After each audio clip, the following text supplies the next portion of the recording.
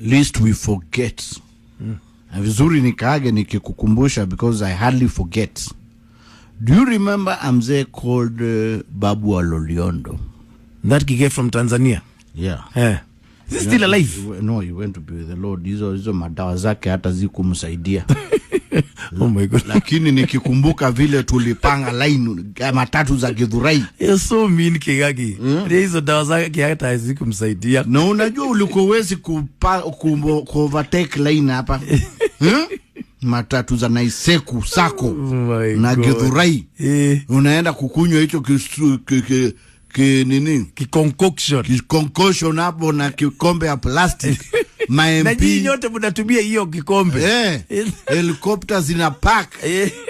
Kwanza hiyo njia ya kwenda Loliondo kupitia Magadi. You can die. It's like, how did it become so big? Wewe unacheza na kuamini. Silikuwa inazemekana inatibu kila kitu. Tuliingia. Did you ever go? Of course.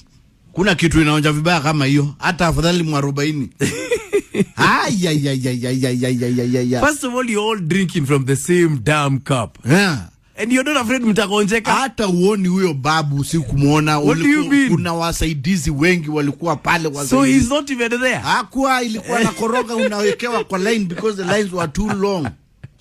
So unakunywa alafu unaenda? Unatano ukienda with faith. Ni kama umekunywa Dubai kipaimara.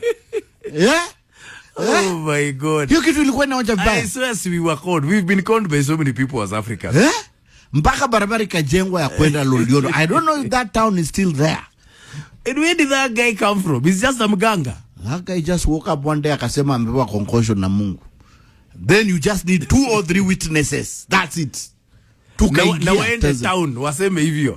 Waseme wamepona. Watu wametoka kwa kitanda kwa hospitali wameenda walikufa. By the way, people have been removed from ICU kwa barabara. Babu Loliondo, Babu wa Loliondo. Lakini naye alitengeneza pesa sana.